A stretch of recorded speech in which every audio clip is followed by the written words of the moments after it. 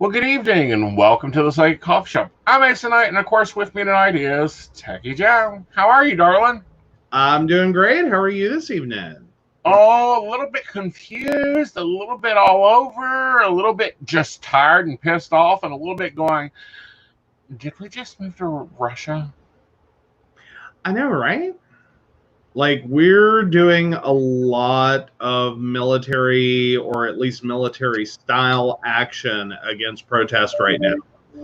And while as a nation, we have kind of taken the line that once a protest becomes a riot, that military action can be justified. Right now, we're seeing that against reporters and peaceful protesters and people who are basically dispersing from being part of that crowd before imposed curfew times. Then we have a president for a photo op who shoves people out of the way just to get there. Hey, Brenda. Hi, Brenda. That was annoying. Because that was a house of worship. There was a peaceful protest occurring there. There was also a medical station there. Mm-hmm. So not only is this a peaceful protest that's going on, like it's making noise, but it is still peaceful. There is already action going on against these protesters. And there's a medical tent effectively set up on the patio of this church, and they got forced out for a presidential photo op. And yeah, you can call it whatever you like. It was a photo op. It was a photo op. It was totally a photo op for a campaign to organize his base. And they didn't even call the people that owned the church. The Reverend herself saw no problem with the protesters. Very upset. The church was aiding the medical tent. Yeah. You know, they were there to offer, any support they could to protesters. The church was completely uninvolved in this presidential action. Right. Unaware, permissive. They're like, what the hey? Well, not only that, but let's back this page up a little bit. We had, in general, on, I believe it was Thursday night, it was announced that the president had gone to the bunker. Yes. Yeah. To the bunker, really? Yeah. And turned out the lights. Yeah. Yeah. Yeah. Yeah. So, yeah, he basically spent most of the weekend in the bunker with the lights off at the White House. Which, yeah. And that bunker was built for nuclear war. Madison didn't even shake a stick. She started grabbing paintings, tea sets, and everything else when the Confederates burnt the White House. No, the British burnt the White House. The Confederates almost tried to get there. Didn't get there. Got to the city limits and stopped immensely just because they got tired of the party. President Obama, every day of his presidency, there was a protest going on out front. Nixon, Reagan. Well, Nixon, probably the biggest one. Reagan was bad. That involved a lot of AIDS activism. Right. But yeah, Nixon, I think, would be more so the most negative one in recent history. Like, I'm trying to run through. I'm trying to seriously go for most anger at directed either at the government or specifically at a president. And Nixon would have to be the biggest one. Right. Because at that point, that was getting ugly quick. Yeah. For good reason. You know, back when we had standards of what we called a president. Well, not only did we have standards, we were not putting up with her bull crap. Well, exactly. You know, so there has been a number, I do mean a large number of people and protests that have going on. Mm-hmm. You know, some of these presidents would have served their presidency in the bunker. Well, could have, or could have justifiably have said that they were under a specific enough threat. Mm-hmm. You know, and I would think that probably the last time that bunker would have been used would have been under George Bush after 9/11. Yes. No, that wasn't used during, well, it was, but it was used for some cabinet members. Yeah. You know, and then I believe Obama went ahead and remodeled it. I haven't kept up with the bunker. Well, I have, because I find it interesting how it was built in and everything else. And there was discussions on if Obama upgraded the security. So we have that. Mm-hmm. And they can't, you know, they can't go and run and hide, but they went and ran and hid. Mm-hmm. And I'm like, really? Just really? Yeah. And this is the, you know, keep in mind, this is also the same Cheeto in chief that said he would have run into a school shooting. Right.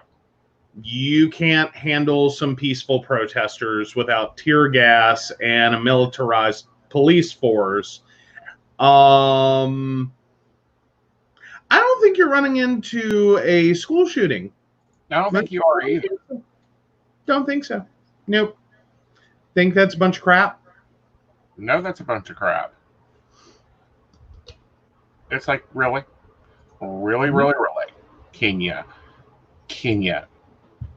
be more useful? Mm-hmm.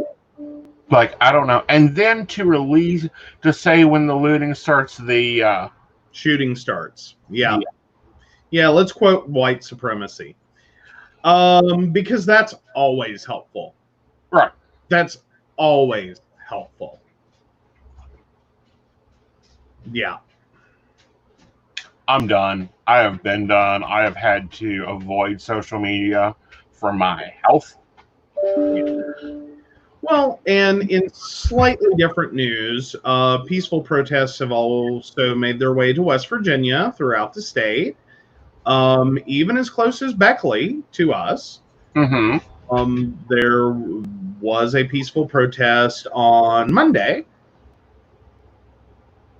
I believe there was also a very small group in Bluefield. It looks like on Monday.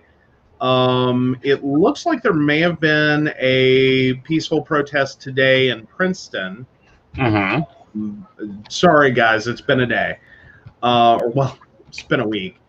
Like the first 2 days of this week got loaded up. We've had some issues keeping up with everything. And side note, I apologize for the landfill behind me. This is a work in progress. It'll get better. You know. So, but yeah. Mm-hmm. It's been one of those. Yeah. Well, no. But one of the things that got me is I made a comment during the live streaming of the Beckley peaceful protest. Mm-hmm. Because I kept noticing everyone keeps making the same comment of, I can support a peaceful protest. I'm behind a peaceful protest as long as it remains peaceful. And I'm kind of sitting here going, is that because you can ignore that like you ignore racism? Well, and, you know, we talked about Friday about, you know, this white-handed, you know, white-gloved racism. And, you know, Brenda brings up a good point, is people that she knows have never been seen the same again. And they aren't. We go into a trauma every time we go through something like this situation that is so deeply scarred into the American psyche. It's so deeply scarred in our behaviors and our actions.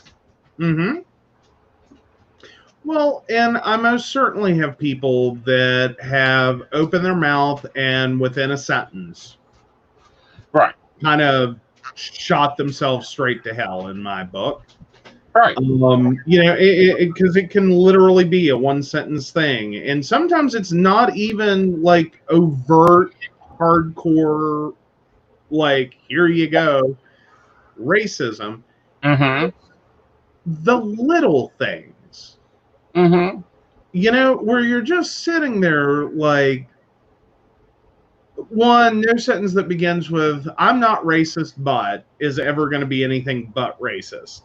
Right. And it's Um, totally racist. yeah.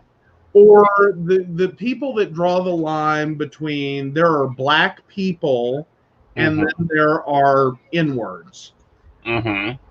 That one I have a massive issue with. Is like, no. That is not how that works. Like, that's still racist. Like, And basically,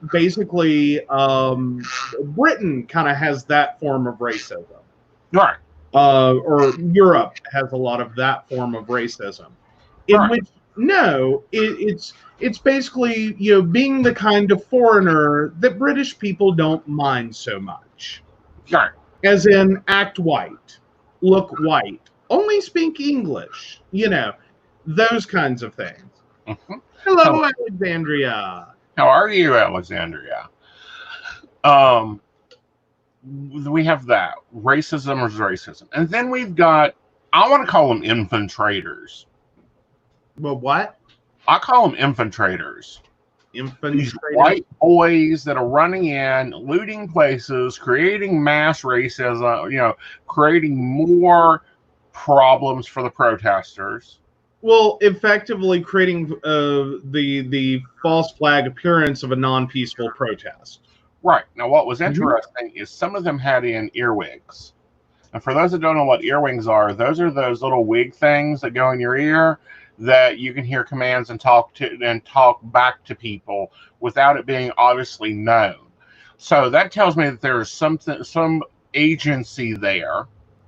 Well, at least an organized group, potentially. Well, that's an And agency. again, we've had some issues with some of the news reporting as to what the legitimacy of even the reporting is, because there are some very, like, hot and heavy stories that can evoke a lot of emotion. That, is this real? Because some of it is coming out of, you know, non-standard media. Right. Like, it's coming out of weird places. Mm-hmm. And I have a tendency, especially in a very, you know, charged situation that this is, I like, that's where I want my CNN, PBS, like, you know, NPR kind of news reporting level. Please. Like, that's where I want that. At this point, I'm ready to say no. I'm only watching BBC. Hey, Gwen. Thank you, man. Because I'm sorry, I can't trust American news media. I can't trust half the stuff that comes out. And it's not that it's fake news, it's that it's gone through so many PR filters. I mean, the whole week, Philip DeFranco has had to do 2 shows. Okay. One that covers anything having to do with this, and one covering everything not to do with this, so that he doesn't get demonetized on YouTube. Luckily, we don't have monetization on YouTube. We count on Patreon, so we can see what the hell we want mostly. Like, we try to be careful. But yeah. So and see, that's what, like, we're not 100% sure on, because there are some very inflammatory articles that are coming out that allude to that, or basically outright say that. Right. But sourcing them, like, where they're coming from, like, this isn't getting picked up mainstream. This isn't really coming out of, like, or I haven't yet, reputable sources. And then, yeah, there's been repeated accusations that, these are all bust-in, which is inflammatory enough, but all bust-in paid protesters by George Soros. So, yes, Ben, that's a lot of the level of crap we're dealing with. Right. And because, that goes in both directions. On All right. one hand, you have racists claiming this is all, protest, paid protesters. On the other hand, you also have articles pointing out that there's a potentiality that a lot of the violence, fire setting, looting, riot activity is being perpetrated by people that are not part of this event at all. Right. And then on the other hand, we've got, and this is weird to me, we have them doing the protest amongst businesses that they know are African American owned, African American built, and destroying them. That don't make sense to me. I've been in protests before. We know who owns the gay businesses. Honey, we don't even touch them. We don't even see them. We behave because they're normally standing right beside us. Well, with the exception of situations like Stonewall, in which the police barricaded themselves inside. Well, see, that wasn't a gay-owned business. That was a mafia-owned business. And I want to talk about that, but that's going to be a Friday night topic. Well, but yeah, gets a little different. And the biggest thing I have to say right now is all people should matter. Yes. Because I keep hearing the all people matter, and it's like, well, obviously not. Yeah. Obviously not. All white people matter. We got that one. We're sure of that one. We've pointed that one out. We see that apparently police lives matter, but black lives, not so much. People of color, not so much. Because, if you can look at the world over the last, few hundred years and say that that's true, you've turned a really blind white eye to history. A very blind eye.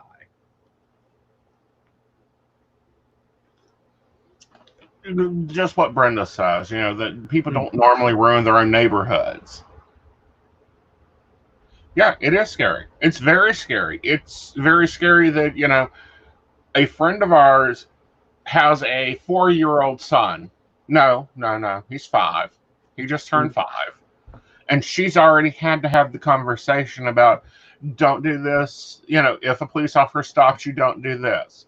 If a, police officer comes up to you, this is how you behave. 5 years old. Yeah. I don't remember having that conversation with my mother. I remember having it with my father, but it was over different things. Yeah. Well, now, okay, in our family, there was a slightly different conversation. It was not about how to survive, but what lies to tell. And that was in regards to not getting daddy arrested for abuse. But that's a totally different topic. Right. But no, we had conversations like that. But I was raised in a different style household that, law enforcement is seen as the enemy. For good reason. And it has nothing to do with law breaking. It's just how the law treats a race. And it's just totally scary. We've got divided issues. We've got an inflammatory president his new press secretary, which, can we say Fox Barbie? Was a Fox Barbie project. Literally said that, yes, the president has been taking daily calls from Putin in a news report. Again, anyone surprised? Anyone surprised? Please raise a hand. Anyone surprised? No, not seeing any raised hands. So, yeah. But yeah. And I can certainly understand not feeling safe right now. No. It's well, and the reality is, and what we're confronting right now is, yeah, this is the whole reason. Like, and I have to be careful here because I don't know which way you're saying that. There's the one version of that is I don't feel safe right now. I'm scared that this is going to turn into a very, deadly, ugly riot, and it's all going to break into a race war. That's one side of it. On the other side of it is being very scared for people who are currently protesting, that are being treated as rioters, that are, effectively being treated horribly in the situation. Right. And that can be very hard. Well, not only that, but we got National Guards that are being issued out in armed duty. We have National Guards shooting people on their own porch with rubber bullets. Yeah. Well, and can we talk about that? Because that came up. Is like, if you're thinking that a rubber bullet, and I'm trying to find something here. Okay, so this will work. We'll use office supplies. If you're thinking a rubber bullet is something like this, a little rubber pencil eraser replacement, like we all had these as kids. I don't know how you still have one of these, but okay, whatevs. Like, I didn't know these were still a thing, but then again, I don't use pencils. So if you're thinking this is a rubber bullet, no. That is nothing like what a rubber bullet is. Trying to go for scale, a rubber bullet is about this size. Yeah.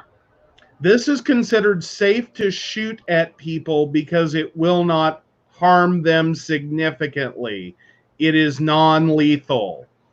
There is already a photojournalist, or at least a photographer, photographer that has been blinded because of something this size hitting them and their camera. Yeah, and that is the cup for our iron, if anyone needs to know what that is. Yeah. Yeah. Okay. Mm-hmm. We have that. We have... Oh, hi, Emily. Yay! Yay! We have a lot. Yes. We love her artwork. But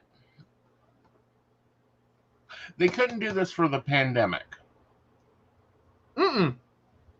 No, we couldn't do any kind of response to protesters for that. We couldn't engage a curfew. That's okay protesting. Those are legitimate people expressing their views and opinions. And again, I go back to, this is why we have protests about Black Lives Matter. Because when you look at the response, it's kind of a circle there. Right. Like, but here's the issue for me. How much more illustrated do you need? Yeah. Oh, no, you're not interrupting the rant at all. You're fine, Emily. Never ask that, Alexandria. Because it can. Yes, we can all be healed from, can he get through the coronavirus? It's going to take us about 18 months.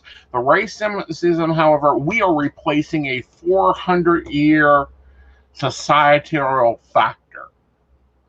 And that have to start. Well, that's a lovely way to say determining that someone's skin color is a great way to treat them. No, I'm not saying that. I'm saying to retrain people from the ground up. No, what I mean is you're talking about the societal system, blah blah blah. No, it was literally deciding that someone's skin color was a great way to decide their worth and value. Right. Yeah. Yeah, and we have to start that off with retraining everybody. Yeah. Now, what I do find interesting, and since, you bring up 2020 and, different things going on right now, yes, we have some major astrology stuff that is occurring. We have a full moon. Yeah. We've got a full moon in Sagittarius on the 5th, which is 2 days away. That's a super moon. That's also an eclipse. We have Mercury going pre-shadow on 6/9. So she is already slowing down. Full retrograde by the 18th. The sun enters Cancer on the 20th. We have summer solstice also on the 20th. Major energy there. We have a new moon in Cancer, which is another eclipse, I do believe, on the 21st. Neptune is coming out of retrograde. Goes into retrograde on the 23rd. Venus goes direct on 6/25. I think that she will probably shadow for about a week and a half there. And we have Mars entering Aries. It's important to look at Mars entering Aries on June 27th, because right now it's in Pisces and it's very much in an uproar. Yeah. So, Emily was going to ask, can you confirm that this is going to be crazy? I think this is going to be insane. However, what I'm more worried about is as we enter September into October, when we start getting into that 8th and 9th house of the astrology season is when we get a little bit like,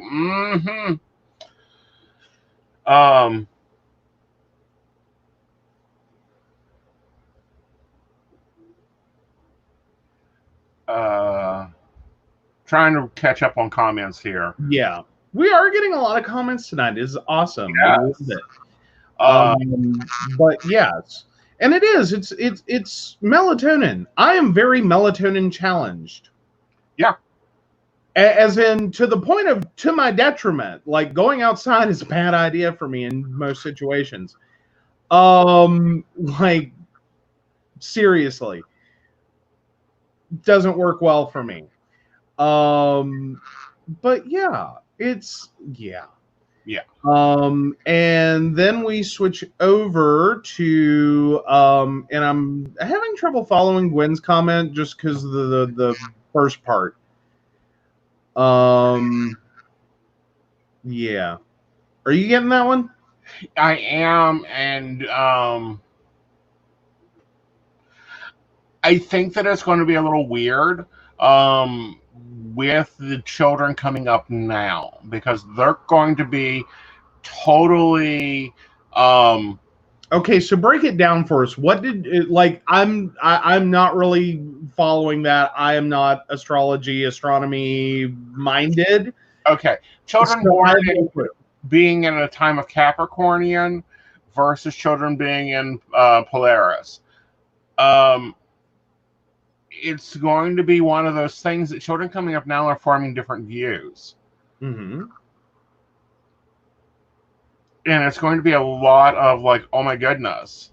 Mm-hmm. And hello, Jessica. Yeah, Talk to Text is wonderful, and I love Talk to Text.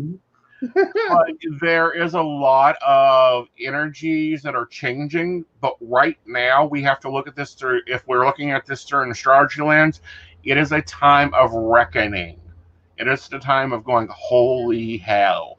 Because then we switch over to the astronomical view of things, and we have moved into an area of the galaxy that we haven't been in 100,000 years. We do not have recorded history for this energy influx of the galaxy going on.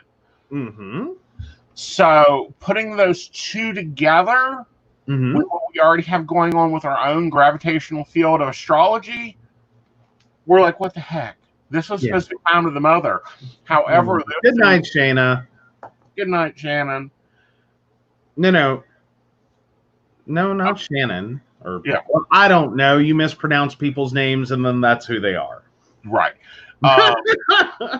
So, guys, as we're going through this, take time to record your history, what you're experiencing, what you're feeling, because as you reemerge into this stuff, you'll know, like, oh goodness, Saturn's going into, Venus goes into retrograde, causes relationship problems across the board.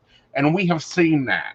It exposes everything that's wrong in things. What's wrong in your relationships with your bosses, what's wrong in your relationships with the police, what's wrong with authority figures. When Mars goes into retrograde, I'll guarantee there will be a military action in a Mars retrograde.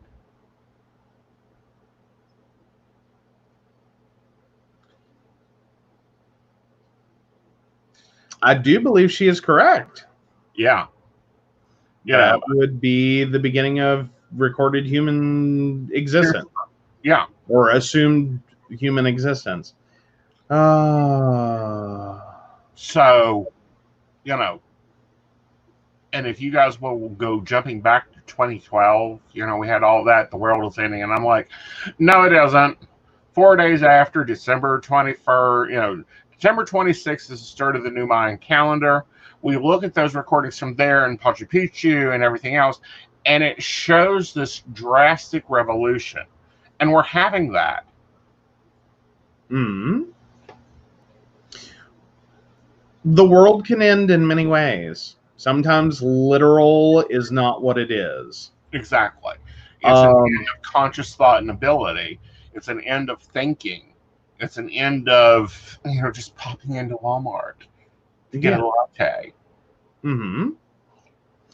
But yeah, so what Emily is saying though about her sketchbook, does that jive with kind of where everything is right now? That where are artists right now? When we look at artists in general or muses, let's just put everybody that's creative into the muse box. If we look at how they are emotionally impacted, if we look at how that they normally are creatively impacted, if we look at some of the arts, studies of arts from the centuries, we look at, artists from the Black Plague, for the next 100 years, they have this morbid view of death and this morbid view of just bodies laying skeleton. They're definitely going to be impacted. It's like when we were doing in lockdown, which I think we will have to go through another one in the fall. A lot of people began having very vivid dreams, very, very much an off-kilter schedule. I cannot wait to see the artistry that is going on right now coming out, because it's going to probably be very creative, very weird, very much, simplistic of the insanity of life, because art always reflects life. Okay. And what we're attracted to art-wise affects life. This is why, like, tarot and a lot of the creative views, tools have to have very good artistry. Okay. So yes, I cannot wait to see Emily's stuff coming out. I'm waiting for Matt to be putting out some new stuff, because he was already doing some really cool. Mark? Yeah, Mark. You're getting your Mott's and your Marks confused. Well, that's because I want to host a dinner with both of them there just to watch the creative explosion occur at the table. That could be fun. Yeah. Not on my table. No, not on your table.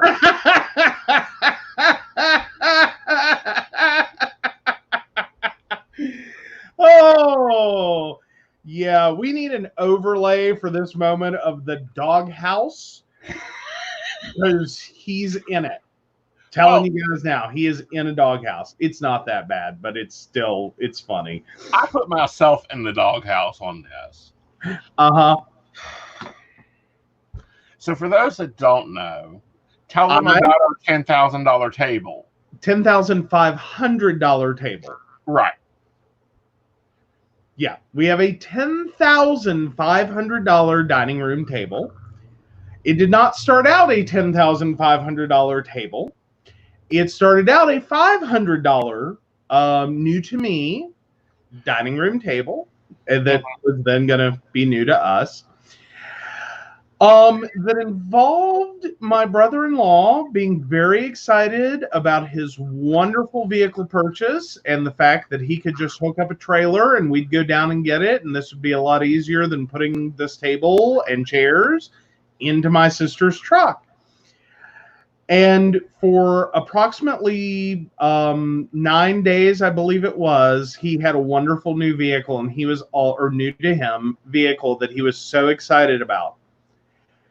And on our way to get my $500 table, the transmission went out. The vehicle was towed. It was originally supposed to be like a $2,000 expense that kept ballooning until finally when he picked it up, it was approximately $10,000. So henceforth, we have called it my $10,500 table. Right. Yeah.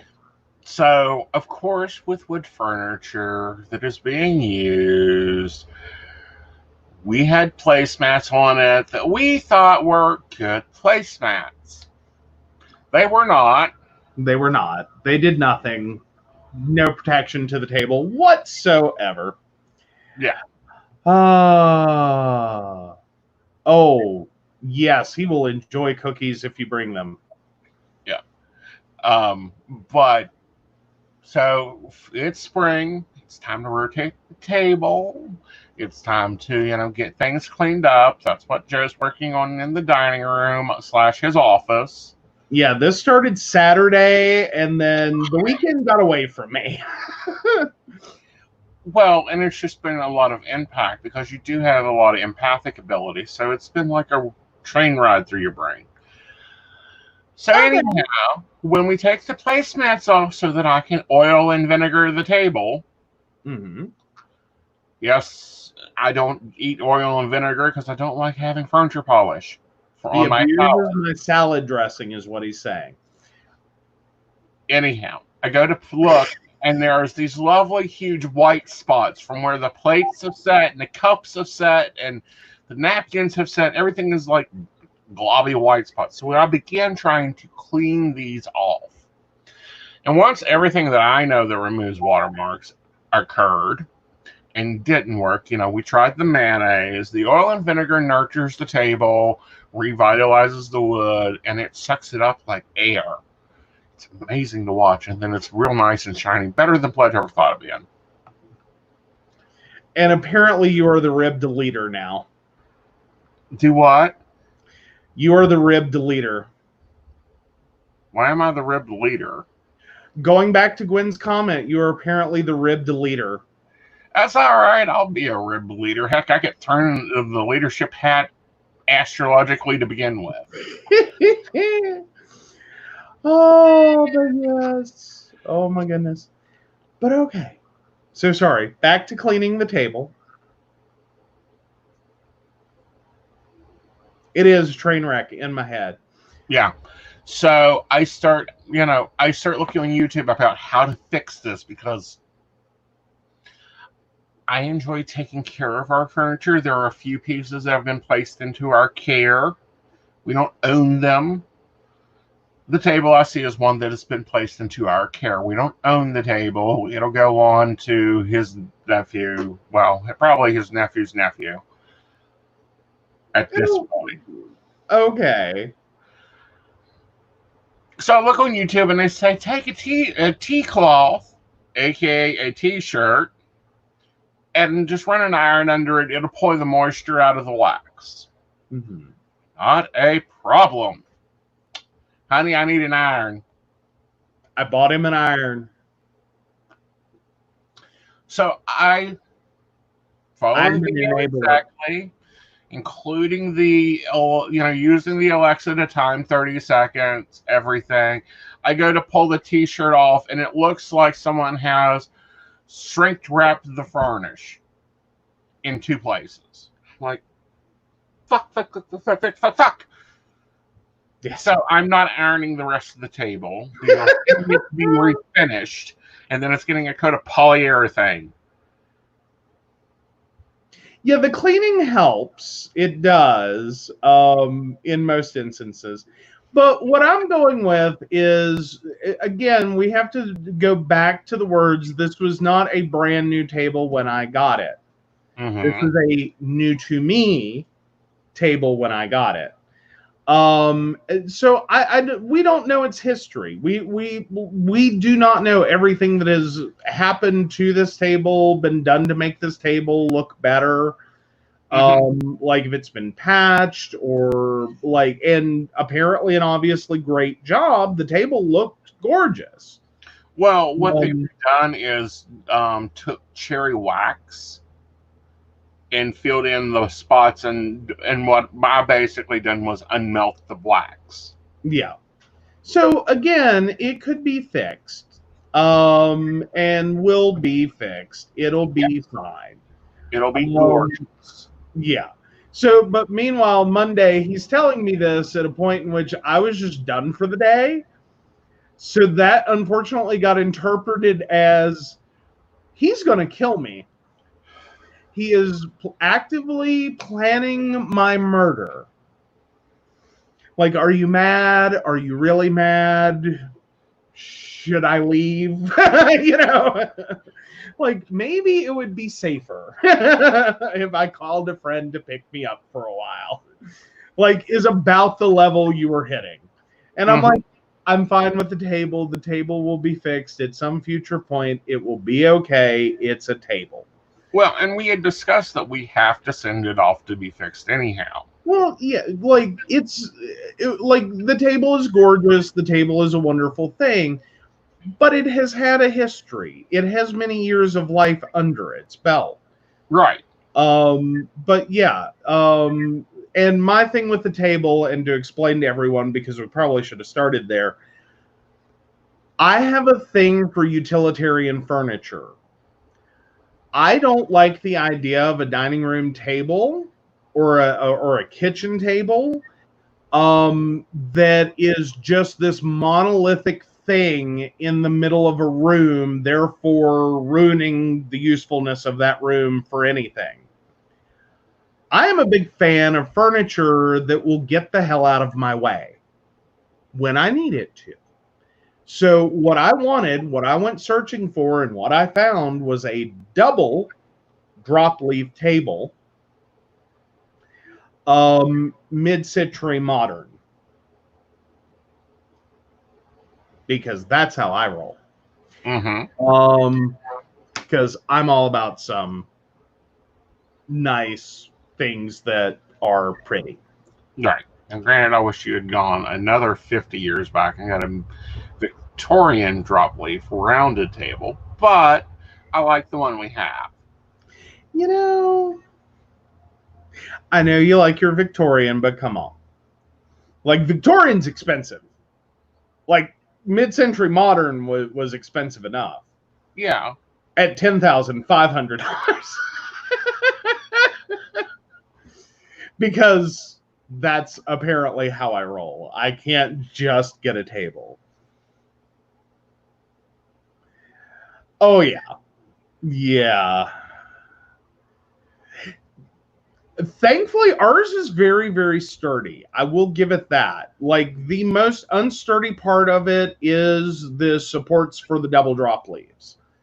And I think some of that has to do with, like, our floors are not perfectly even.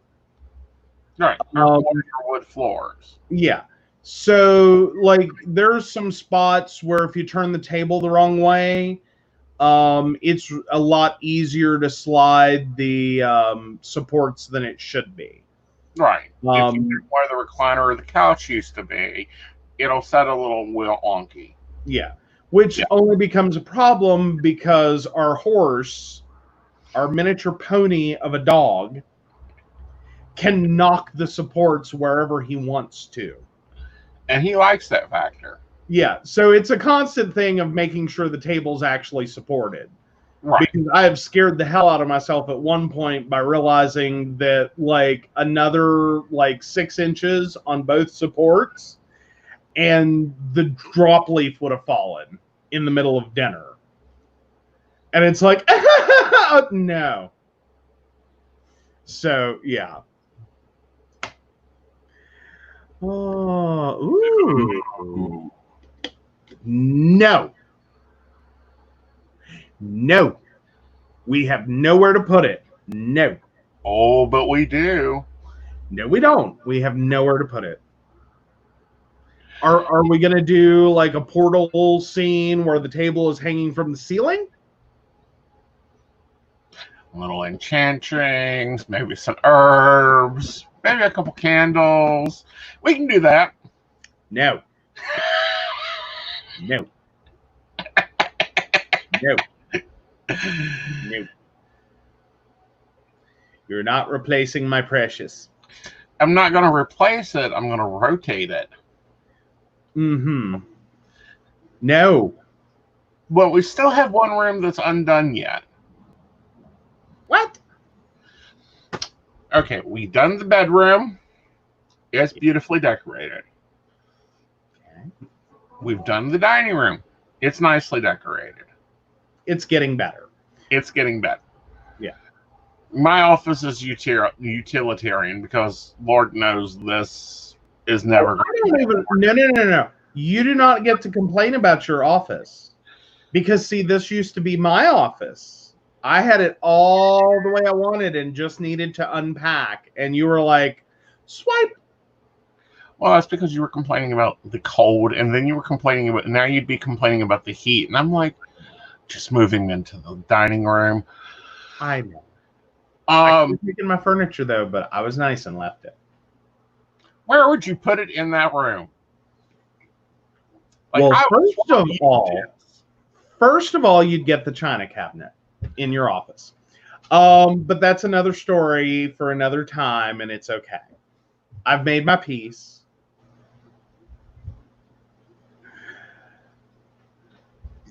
Yes. Yes, my stuff changes often. Yeah, it does. It can. But like papers and that type of stuff and books and manuals, yeah, there's no nice, pretty way to store that. Well, there are. They're called doors. Yeah.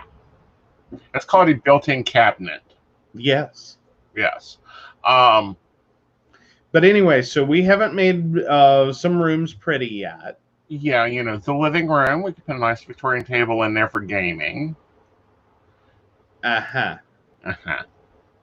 Of course, I'm also looking for it's called not a cat. I don't want a love seat. I want the one between the love seat and the full 9-foot couch. Like the 6.5-foot couch. All right. What? I can't fit a fading chair in the den. Well, you can get a fainting couch on the patio. You done the patio last summer. Well, you know. It's still not finished, though. We have more work on that. But, yeah. Yeah. So we are looking for a refinisher. They need to know how to care for A, cherry wood, and B, be very careful with mid-century solid. Well, just furniture. The fact that it is as old as it is. Yes. Like it seriously has some age to it. It's a gorgeous table. It's a beautiful finish. Right. That has some imperfections and some issues. There's some chips and scratches, as one would expect for something that's got age on it. Right. And we also have a cabinet that needs refinished. Mm-hmm.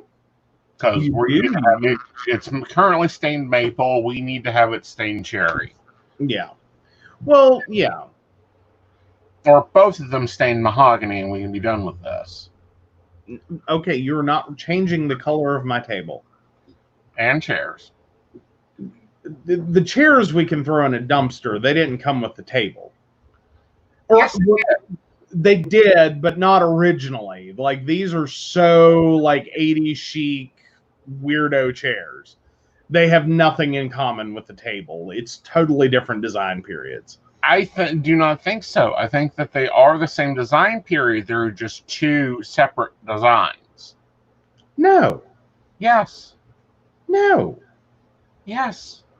No. I bet you'll find a stamp somewhere on one of the legs that say the same thing. That's why they put them together. Still no. These I do not call these mid-century modern. Okay. These are a totally different time period. Mm-hmm. Like mid-century modern was smooth, clean, straight lines. Lots of triangles, but smooth, clean, thin lines. Oh. Oh, poor Jessica. We know the pain. You can show Jessica the graveyard there on your shoulder What? on the kid's chair. Oh, yeah. 1 second, guys. Well, that's not a graveyard find yet. Hi. He deals tarot, I deal keyboards. This is how this works in my life. Mm-hmm. Hi, Shauna. Nice you join us. Oh, goodness. Don't fall. Okay. But, yeah. Oh, hello, Shauna. So awesome. Yay, we have a Shauna. Yeah. Tell me about the keyboard situation. Like, yeah. Like, I can literally I have enough keyboards in that stack. I think I can do a Celtic cross. No, there isn't 9 there. You can do a cross. You just don't have the matic. Oh, dang it. So you can do a 3-card. Oh, you're fine. We started late too. We didn't get started till 10.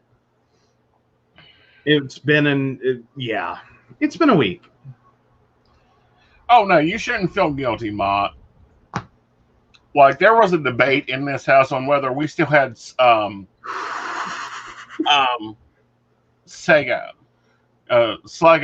equipment. It's a what? When you looked at me and laughed, and I said, no, I got rid of that a few years ago. Slego computer parts that are not the normal ones. They were this one line. Scuzzy? There you go. Y'all, this is my life. Let me tell you, we have conversations like this where I'm like, that is not the word. Keep trying. Talk around it. Uh-huh. But yes. Oh no! There is a Shauna with a broke keyboard. Mm-hmm. Hey, at least she didn't melt it. I mean, I think I'm the only one that has currently melted a keyboard. Jessica, have you melted the keyboard or Mott yet? Oh yeah, but no, and see the thing with me though is where I'm in IT, I do have an accumulation of old parts. Mm-hmm. Either from people who bring me systems and I tell them no, I can't put Windows 10 on that. I'm not even sure that will handle Windows 98. Mm-hmm. So they're like, okay, well, and I'm trying to give it back, and they're like, no, I can keep it. Yeah. Yeah. I rarely mess it up with drinks. Of course, I have a lovely silver tray that an ashtray and coffee go on, but Yeah. I'll kill them. Mm-hmm.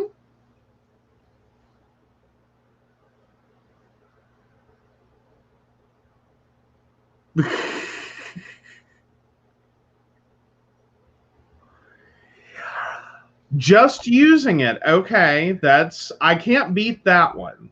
Now, I have, however, burned off my eyebrows changing dip switches without turning one off. Now, here's if you're old enough to understand that sentence.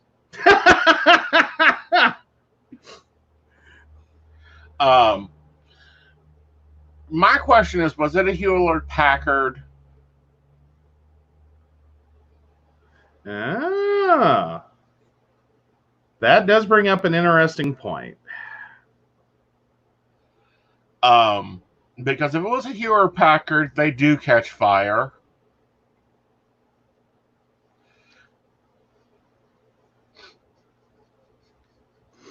Yeah. For surprisingly, for the amount of coffee he consumes, I'm the one that killed a computer with coffee. Yep. But HPs have a very bad thermal problem. Oh, it was Adele. Wow. Okay, now wait a second. I think we got two conversations going on. Oh, okay. So the messed up with a drink was an HP, and the Dell was a computer caught on fire. Okay, cool. Yeah. Sorry, I had to follow that real quick. I was like, wait a second. We had two computer breaks that we were discussing. Yeah. So, yeah, no. Wow, really, Adele? Okay, hold on. Like, was that a power supply issue? Was that like, oh, say about 12 to 13 years ago? Sorry, I got a timeline. Well, maybe 14 years ago. Yeah, Jessica's was an HP, and the salt got into it. And HP, I'm sorry, I will burn it up. I bought a brand new when Windows 7 came out. I was like, okay, we have to update the rig. I will just go and buy a new one because the rig had lasted me like 10 years, custom built. It had upgraded to its upgrade. Yes. Yep, caught it on fire. Sent it back 3 times for thermal issues. Give me a 1-year warranty. Yeah. Well, and with the getting things into keys, that is a big problem for everyone. And just so, like, I know it's like a coffee shop, not Mountain Bears, but general theory, if you know you're going to have that issue, you may want to look into keyboards that are spill proof. If you know that you're going to be using that, like say near your altar, contextualizing for Psychic Coffee Shop. If you know you're going to be using this near your altar, if you know that like you're going to have coffee near it, the spill proof keyboards are going to be totally worth it. You will get a lot more life out of that. Oh no. Oh. So okay, 23 years ago, 1997. Yeah, I could see that happening. Oh, not until college. Wow. Ouch.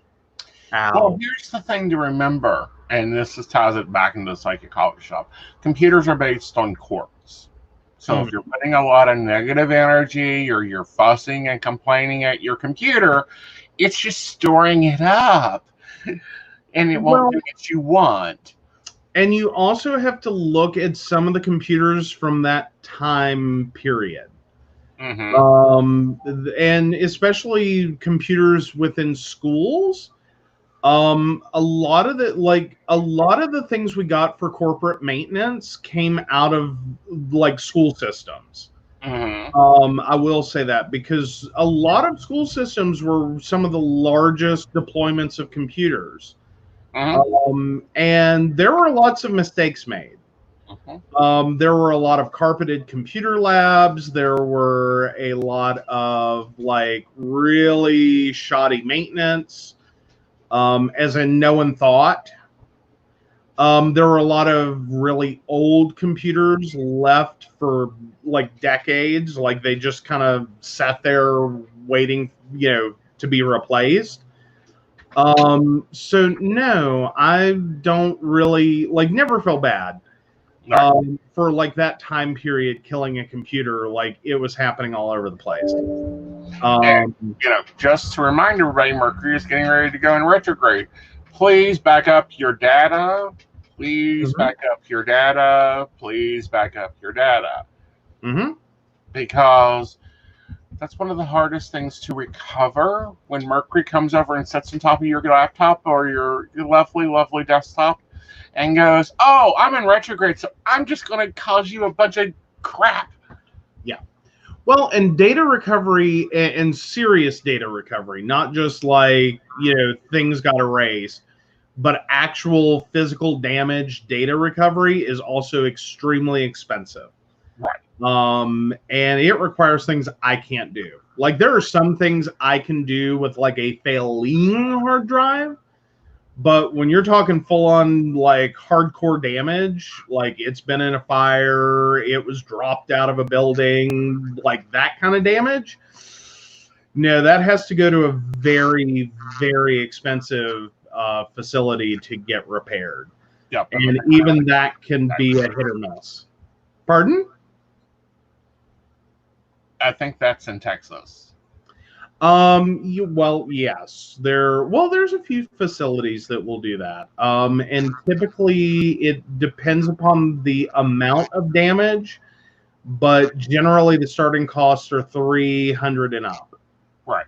Like, that's a minimum. That's a floor. It is a quick, simple process. Yeah. Although Mystic Computers will be prepped and ready for any Mercury and retrograde issues. Well, everything that we can for. Like, again, sometimes, like, just telling y'all, there's some stuff I like. No matter how good your IT person is, there's some things we can't handle. Right. And seriously though, severe physical damage, fire damage, flood damage, liquid damage in general, those are all pretty much going to be either a total loss, or they're going to be things that you're going to have to really decide, is that data worth it? Because you may be spending thousands. Right. Also, I really want to pump online. OneDrive, Google Doc, Dropbox, especially for like artwork, photos, that type of thing. Please upload those into a cloud system. Don't be keeping them on your hard drive.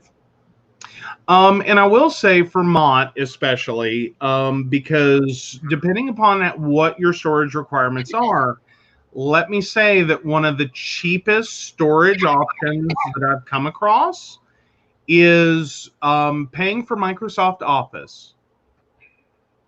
$10 a month.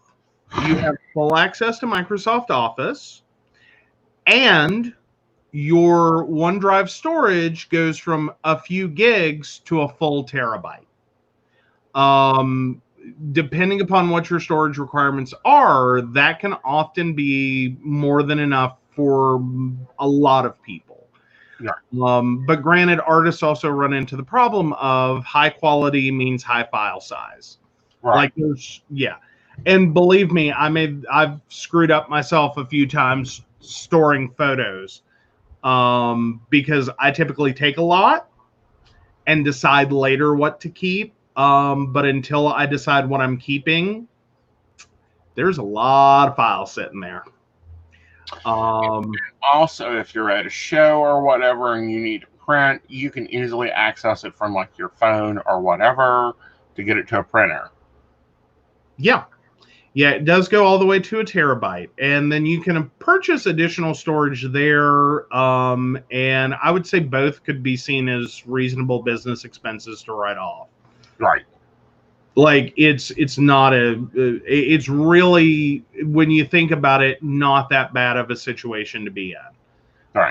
But like the 1 terabyte upgrade over standard OneDrive is totally worth it.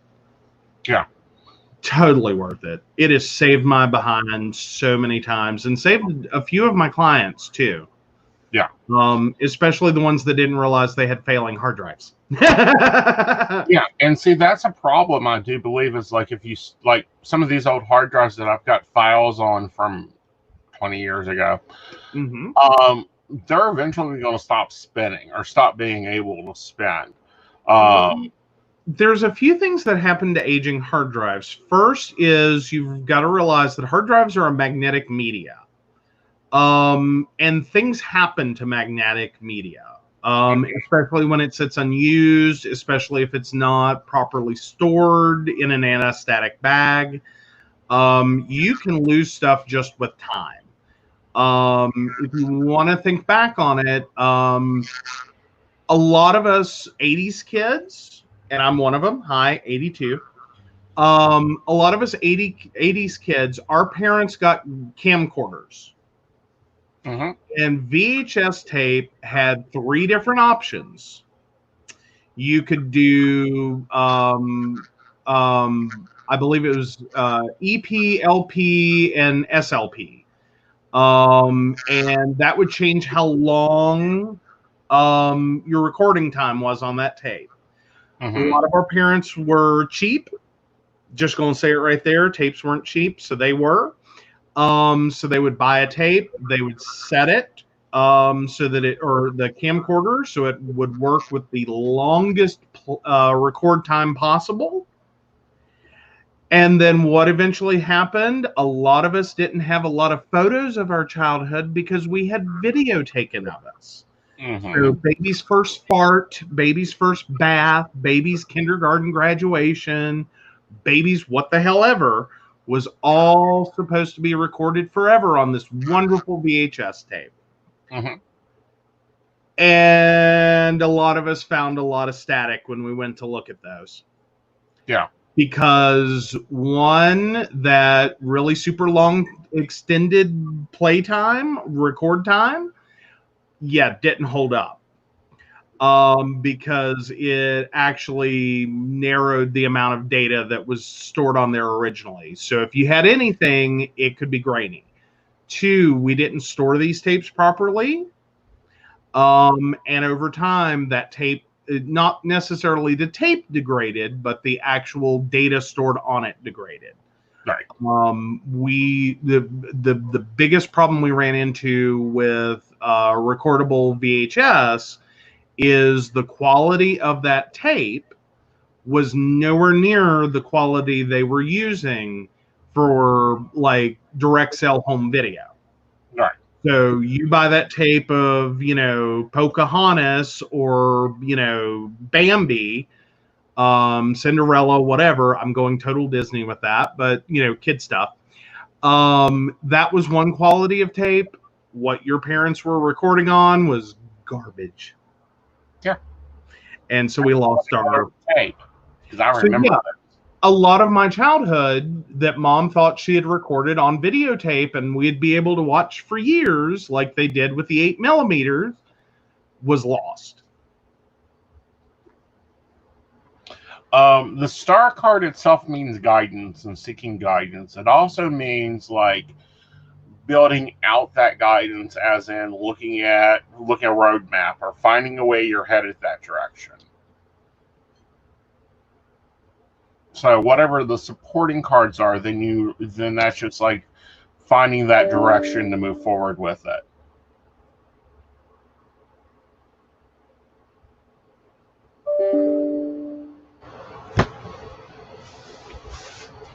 Oh.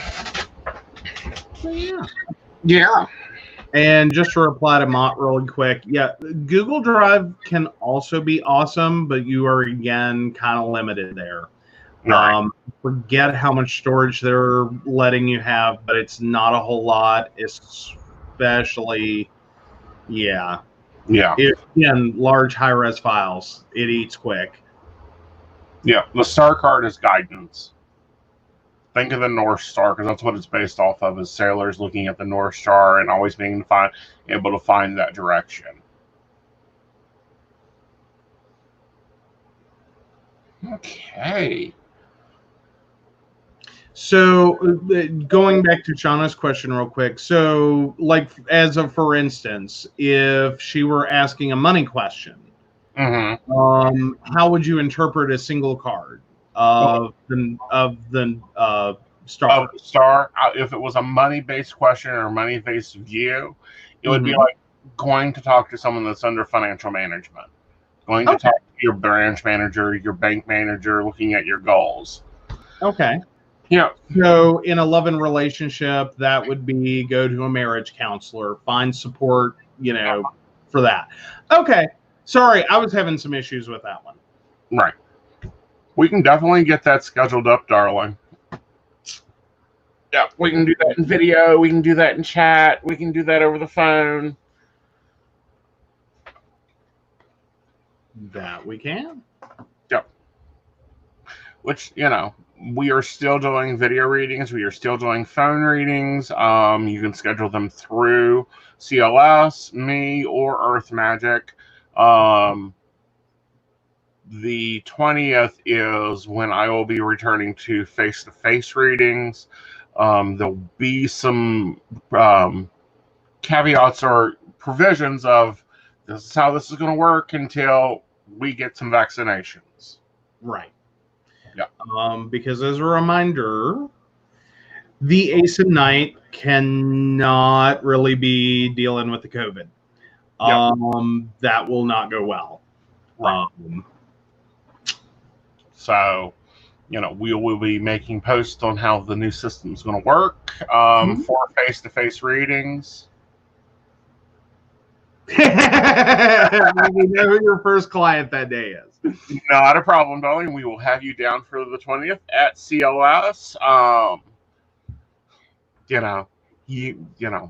So, and hopefully this week our masks will be in, so we'll be showing those off later.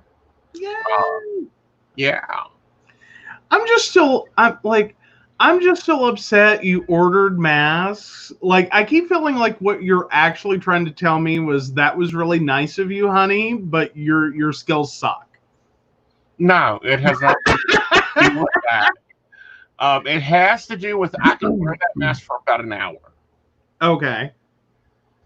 And then after that, I need to change masks because, like anything else, moisture from my breath is building up, and then it feels like I've got a wet washcloth on my face.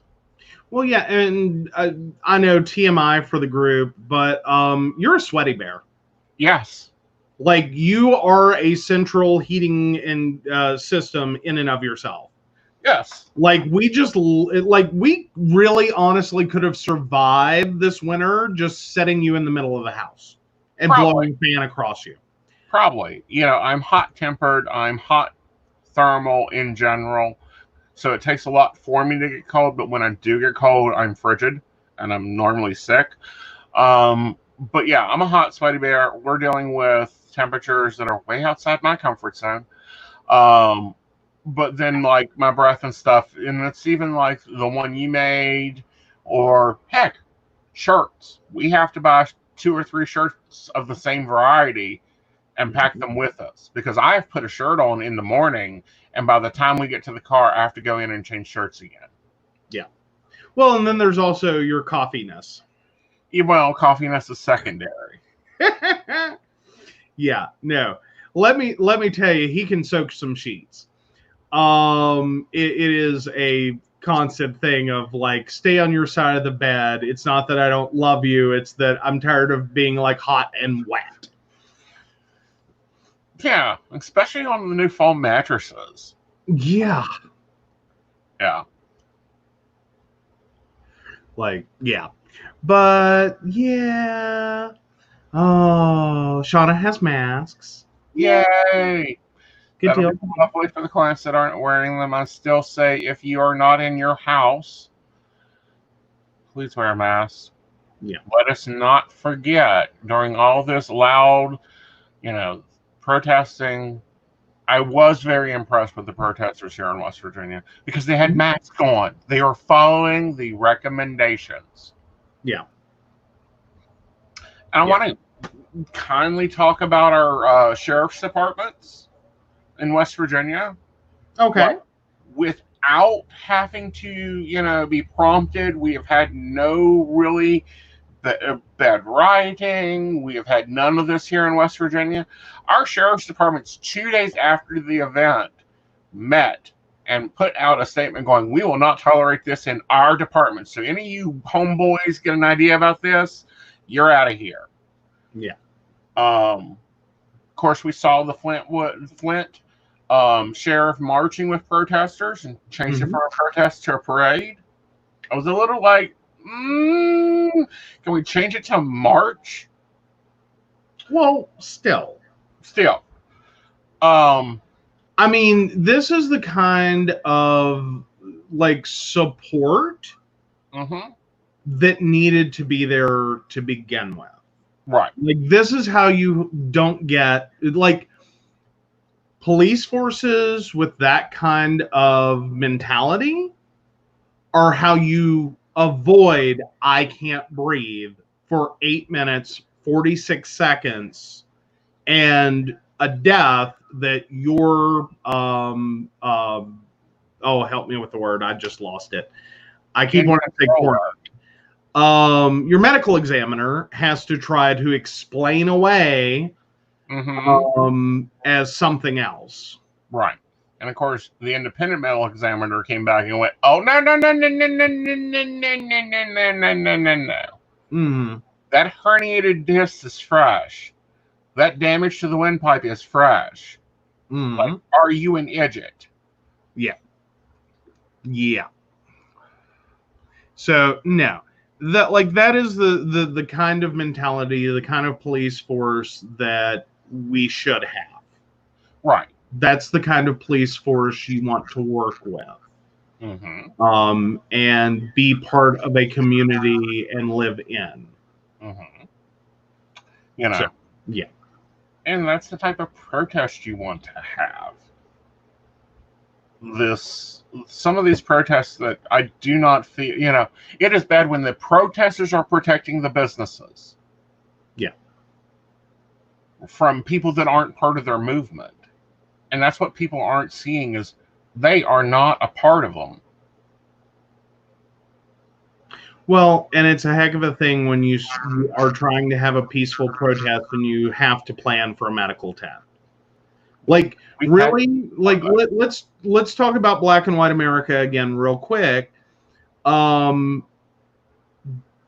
anyone remember the medical tent for the I need a haircut protests? Because I don't remember that being discussed. Was there a medical tent? I don't think there was a medical tent. There was an ammo tent.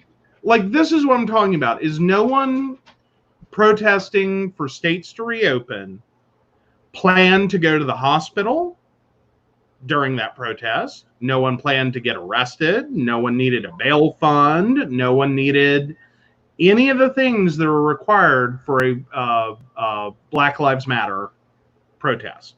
Right. Like, follow that along. Let it sink in. Take all the time you need. Right. So let's kind of take a moment here and talk about some things that maybe people don't know about it. You know, if you're going to protest, make sure to write on your body somewhere in 2 places that is not going to get washed off, i.e. not your hands, not your face, not your neck. Your lawyer. If you're going to a protest, please call your buddy. And when I say your buddy, this is your normal point of contact for if you're getting arrested. You'll want to write their number down also. But call them when you leave for the protest. Call them when you leave the protest site. Call them if you need to get bailed out. Always wear a mask. Wear a mask when you're going outside, but take a mask with you to the protest. Yeah. Well, and I would also say that at this level of protest, you may want to write your blood type on your body as well. Yeah. If you know it, save some time, save your life. And that hurts me to say. Yeah, but these are the same things that we had to go over with ACT UP. We had to go over with what was the California riot when we saw this back in the 80s. We had to go over it with that. We had to go with, you know, this is the same things they went over in the 70s. When it was like, here's the number to the group's lawyer. Here's the number to the bail fund. Yeah. And additionally, you know, there's just so many things. It's like, especially with the way, even as peaceful protesters, these protests are being responded to. Right. Like, generally, and again, I say this is in white America, we show up and protest, and it's like, oh, okay, have a nice day, you know, don't block traffic. But that's it. That's the experience. Right, and that's something else to bring up. When people are planning these protests, they need to be looking at the way of traffic flowing, because in Charleston, they were protesting right there in front of Women's and Children's Hospital, which is one of the most dangerous places to protest because we have semis coming off the interstate. They can't see you. That's why Canal Boulevard is so straight. That it does. Yeah. An eye for an eye makes the world blind. Yeah. Very true. Very true. But please be careful when you're protesting if you're going out to protest. Now, you've done something with some media, and I want to cover why we've not done it with Aeson Knight. Yeah. Talk about that. All right. So you may notice Psychic Coffee Shop, Mountain Bears, Mystic Computers, and my personal page, as well as the one we created for Halstead Road. All of those are currently the profile picture has been replaced with an image of black. Right. And this is part of Blackout Tuesday. I'm so sorry I did not get that up earlier in the day. My morning got away from me. Right.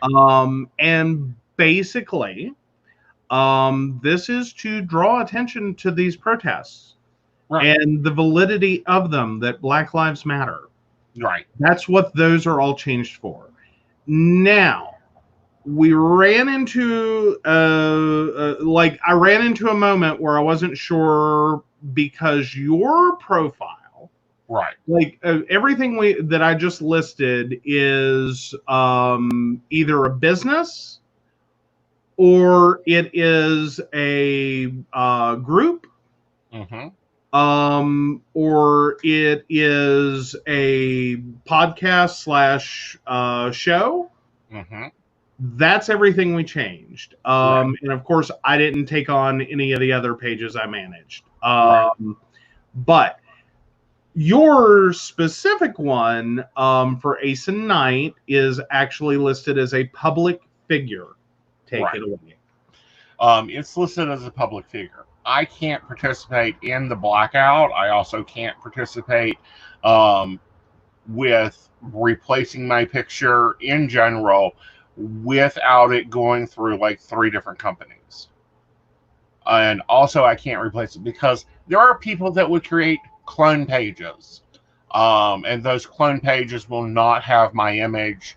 And as a psychic, I go through this all the time where I have to watch what I post. That's why I can't post a lot on Aeson Knight other than psychic stuff, because my stuff is echoed out.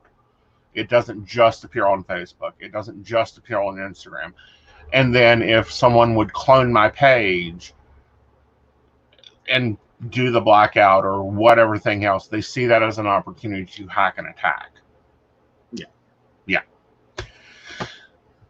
Yeah, that's why I don't, you won't see a pride picture up on Aeson Knight. You won't see different pictures like that up. There's always a professional picture on Aeson Knight and Raven Knight. That's because they are public figures or seen as public figures, and Facebook has a whole different creation of what is allowed and what isn't allowed. And, a Blackout Tuesday, that picture could be up there for 6 months. Like, there's pictures still echoing out of me in my cowboy hat that I originally put up 6 years ago in advertising. So, it does come with some different caveats for running a public figure page versus running other types of pages. Like my personal page, I can change 5 times a day. And the worst thing you get is a little bit of a delay. Sometimes with like the different Facebook apps may take a minute to like push that out. Right. Sometimes there's a delay. But I have noticed with yours, especially with both the more personal public figure one and the business public figure one, That both of those, every time you change an image, I can be months before that changes in my messenger. Right. And then it totally screws my life up when it does. Right. Because now it's like, which one do I send the grocery list to? And which one? Right. And that is a problem. That, when public figure pages are created, or business, we can take the image hit on Psychic Caution. I don't care. We don't run ads over here anyhow. But even in, when I went into the studio tonight, it hasn't changed our Facebook picture. I was like, where is this? So yeah, as you're changing pictures, be sure that you change them back tomorrow, because otherwise you didn't make the impact. But to realize that some of us want to be participants, but can't because of how it is. And we're seeing that on the war, what I'm calling the war of social media. We have Twitter going, oh, we are going to fact check your butt. Then we have Facebook going, oh, nope, we can't do that. We shouldn't be the truth takers. However, their ad campaigns can be the truth takers. Depending. Yeah. But now we also do have in-house protesting within Facebook. Yeah. There are people that work for Facebook that highly disagree with Mark Zuckerberg, and they are calling out of work. And the company is being supportive of that protest. These employees are not being fired. They are not being docked on their pay, and they are not having to take PTO for it. Right. So it's hard to sit there and in one breath say, I hate what Facebook's doing, and then turn right around and go, but I appreciate what they're doing. Right. On an employment side, I appreciate that. I have strong appreciation for that. That should not be lost in this. On the other side, as a corporate policy, of how you're going to handle social media that intentionally spreads misinformation, disinformation, and misleading information. I have a big problem with that. Right. Mostly because we're still trying to push this belief of neutrality. Right. That is, I understand the viewpoint. I do. I also think that you have to have neutrality within a box. That there has to be this is too extreme for neutrality. Well, especially you're inciting violence. Yeah. When you're inciting violence, and you have to realize from a public figure point of view, you cannot incite violence. And then you take it up a level to where you're a political official. You should not be inciting violence. You should be inciting peace. Yeah. Now, when we look at Facebook, unfortunately, it is now a necessary thing. Everything is connected to Facebook. Most people get their news from Facebook. Most businesses you find are on Facebook. There is a reason that they are now a helm. Twitter, however, is a helm too. I think Zuckerberg's problem is he couldn't buy it. Okay. At one time, Facebook was trying to buy Twitter. Gotcha. He couldn't buy it. He bought Instagram. He bought Snapchat. He keeps buying these, WhatsApp. He keeps buying social media. Twitter has told him nope, you need to come up, we ain't selling. Right. I don't know that it's entirely that Facebook is being spiteful. I think that, to a degree, I think Mark Zuckerberg is sincere. He truly believes that as a company, they need to remain neutral and not be the arbitrator of what is and isn't protected free speech. I think it's a sincere belief to some degree. Now, is there a financial incentive? Is there a financial incentive? Hell yes. But is it in practice? It isn't. We still have an ad left over from almost a year ago that hasn't been approved, that we were going to be paying to run, they wouldn't approve. Right. But then again, there's the flip side of that, is if it were total greed, that ad would have been approved. Well, it's the point of if he's going to make this policy, then then that ad should have went automatically through. Well, but that ultimately ends up being the problem of all social media. Is what, and that I think is the crux of Zuckerberg's problem with becoming the arbitrator of free speech. Which is a nice way of saying, how far does the sandbox go? Like, where's the end of the sandbox? How far can you go before Facebook says, nope, that's not free speech? Is if you do this in an automated fashion, there's a lot of things you're going to miss. Or a lot of things that you're going to take down that are not what you think they are. That a human reading it versus a machine is going to see this very different. Okay, so then that becomes the problem of you need more human eyes to make decisions and to choose. Facebook already employs a lot of people just for that.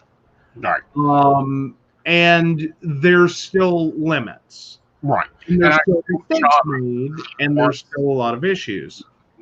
I agree with Shauna on both her points. That yes, I think Mark Zuckerberg is a little greedy, because he wants to be. What was the guy that owned literally every newspaper at one point? Randolph Hearst? Yeah. Okay. I think that's William Randolph Hearst. Sorry, I always ever remember the last two. But I do think he wants to control all social media, or at least own a part of it. And he hasn't been able to do that with Twitter. Well, and moreover, there are some issues with that. Is, as Shauna mentions, it would be a monopoly, and we would have bigger issues with that. Though, then again, do we have a de facto monopoly in Facebook given its spread? That was ultimately, I think, the question that came up in Ma Bell. If I remember correctly, is that it was not intended to be a monopoly, but by functionality, it was a monopoly. Like, it wasn't intentional. You didn't mean to do this. But it's what happened. Is that you became too big, too powerful, too unruly. It's spaghettied out of control. And a lot of that could be said towards Facebook. Is in just, let's say 15 years. I think that's about where Facebook is. I remember applying for my first account probably about 2004. And so, yeah, we're about 15 years of social media, 16 years maybe. So, like, it just got its driver's license, man. That's a short period of time to have this much global reach, to literally be in almost every home on the planet. Comes pre-installed on your phones. And this is the thing that business leaders have took notice of, and I've seen some posts about people leaving Facebook. As a business, you can't. Good luck. What are you going to do? Run Yellow Page ads? Like, shut off your cell phone. Like, what? Realistically, like, I understand the need to unplug and to disconnect, and that there are still lots of problems with social media we have not figured out how to handle. Again, 16 years was not enough time for this to gradually incorporate into our lives. It took over our lives. So I understand it. I understand that feeling of this is too much. Mm-hmm. And I want to disconnect and I want to run away and I just don't want any more part of this. It's screwing up my life. There's no good answers right now. Right. There really aren't, because it is a catch-22, especially if you own a business. Right. And for people that are not, social media has replaced a lot of our past community, like what you would typically call a community. Then you throw in, we are in the middle of a pandemic. Mm-hmm. A lot of our community is closed. Mm-hmm. Or should be. Right. Or has limited accessibility. Events are still being canceled all the way out to August, October, November, December. Yeah, like we're still, like, new cancellations are coming in all over the place. So our different aspects of community are literally online, and the biggest provider of that community at this point is social media. The biggest player in that space is Facebook. Mm-hmm. You know, there's community on a variety of apps, but when you talk about broad reach, everything from your grandma to your boss to your classmate from, you know, elementary school to, you know, people on the other side of the country, other side of the world, deployed service members, whatever. Facebook has an international reach to that point. They can connect you to literally everyone at this point. Right. It's ubiquitous. Right. So, happy Pride Month to those that celebrate Pride Month. For those that don't understand it, tune in Friday. We'll be talking a lot about that. A lot of video meetings are going on. A lot of video conferencing is going on. Also, you know, be sure to check out pcs.net. Be looking for some writings and some blog posts that I'm sure will be coming out soon. And you got to change the scroller real quick. Yep. Because I know what you're about to say next, and you don't have the right scroller. But yes, and of course, we want to thank our Patreon supporter, Beverly Walker. We appreciate your contributions to our content. We definitely appreciate that, and we encourage anyone who can. Patreon is a great way to support the show. I will say our first supporter has gotten the short end of the stick. We were hoping to fix that soon, but she's my sister, so she'll cut me some slack. But you know, the world. We're still working out some things because we did not expect to move to where we needed a Patreon. We expected that YouTube's monetization would kick in. Well, they don't like our content. And of course, for years we were on Blog Talk. Now we're in video. We've got more production costs going on to keep the content flowing. So if you are a Patreon supporter or want to become a Patreon supporter, we have some really cool things, you know, and it's $1 a month. Actually $1.07 per month, because they're having to start charging taxes because, you know, Uncle Sam needs his sales tax. But, you know, it's $1 a month or $5 a month or $10 a month. And each of those you get different perks, different benefits. We are planning our Q&A. That'll be probably mid-month that we will do our Q&A. So anyone that, you know, save up your Q&A questions. Absolutely. For things you want to know about us. We will actually be broadcasting our Q&A. That, you know, will be you know, be about PCS. It'll be about Aeson. It'll be about Techy Joe. You know, we give you a lot of personal views. You'll actually be seeing a lot of things in our life. Also, some things to be looking forward to. We have placed the wish orders. So you will be getting some reviews on some wish decks because there's been a lot of controversy about wish decks. That will be something separate from Psyche Coffee Shop, but will be probably broadcast on Psyche Coffee Shop. And then, you know, we are in the summer, so hopefully we'll get to do some vlogs. Yes. And one more quick thing is, and if you cannot or do not want to become a Patreon subscriber right now, we totally understand. The world is very unstable, but we would love it if you would share with a friend. Yeah. Like, send them a link. Send them a link. Tell them to Share. go watch these two idiots. Yeah. Share, like, subscribe. If you're watching this in the future, I had to realize she was talking about the deck. I was like, damn, Shauna, that was cruel.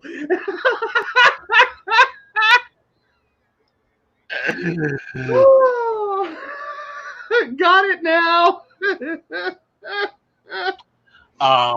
Also, comment, like, share, subscribe. And we'll see, because I've heard mixed reviews, so you'll be checking, we'll be sharing out some of the Wish decks and reviewing those. And also a lot of the Wish products in general, though it'll probably be on a Monday or Thursday or whenever I get time to sit down and do some live videoing with you guys. As always, we have extended the Ask Aeson a Psychic Question to the Mountain Bear Show. So on Fridays, when we come back, you'll see the same runner at the bottom. And then in between, make sure to check out aesonknight.com for some of their latest stuff. And if you guys got a news story you want us to give you our perspective on, feel free to send it to us. We will definitely read it, bring it up, and talk about it. So until Friday, have a great night, y'all. Have fun, be safe, wear your mask, wash your hands. And maybe next month we'll get to talk about what to do with different shapes. Until then, good night, y'all. Good night, and remember, Black Lives Matter.